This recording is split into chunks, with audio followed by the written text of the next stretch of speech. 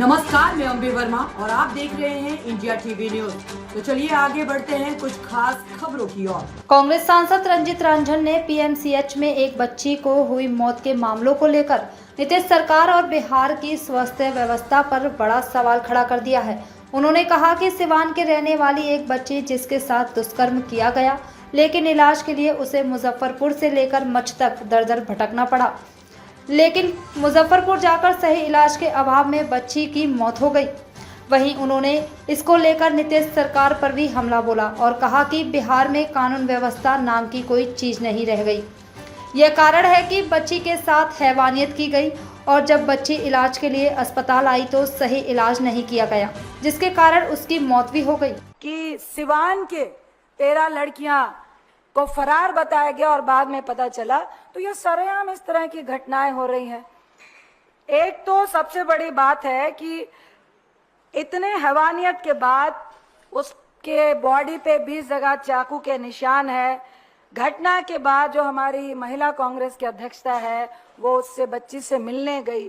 2 दिन उसको मुजफ्फरपुर के अस्पताल में रखा गया, उसकी हालात सुधर नहीं रही थी।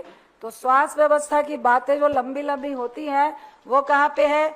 जब कांग्रेस के वरिष्ठ नेताओं ने, वहां के लोकल नेताओं ने, इंक्लूडिंग हमारी महिला अध्यक्ष ने जब जाकर बच्ची से हालचाल पूछा और लगा प्रशासन को कि भाई पॉलिटिकल एक्टिविटी हो रही है, नहीं तो कहा जाता है कि आप रेप को पॉलिटिकल क्यों बना रहे हो, और जब तक पॉलिटिकल नहीं बने तो आप तो इलाज भी नहीं करते हो। मेरे पास कई ऐसे उदाहरण है बिहार के कि जब तक कोई नेता नहीं पहुंचे आप तो बच्ची की एफआईआर भी नहीं लेते हो। इसमें भी यही हुआ है।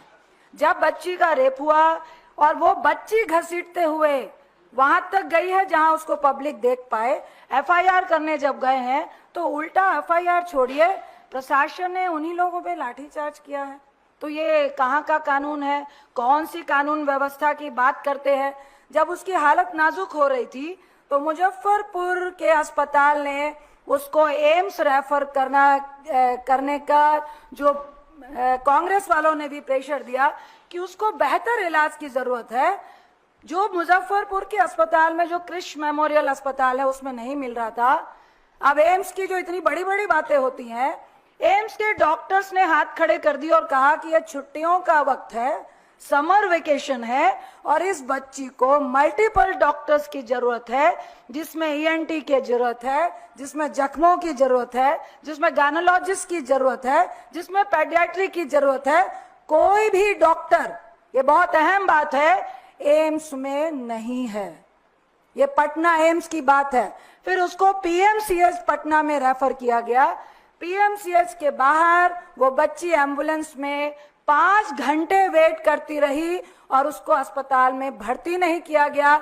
जब हमारे प्रदेश अध्यक्ष जो हमारी प्रदेश की जिला महिला अध्यक्ष है फातिमा जी, कई वरिष्ठ नेता लोग पहुंचे और वहां पे प्रेशर बनाया।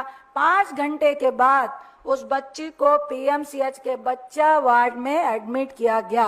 मैं एज एक महिला आपसे बताना चाहूंगी, ऐसी बहुत सारी घटनाएं बिहार में हुई हैं। यदि आप ना पहुंचे, 7 साल की बच्ची के साथ घटना हुई, मैं नाम नहीं लूंगी उस डॉक्टर का। उस डॉक्टर ने कहा कि मैडम ये मेरा काम नहीं है, ये तो मैं वेजाइना टीयर लिख सकता हूं।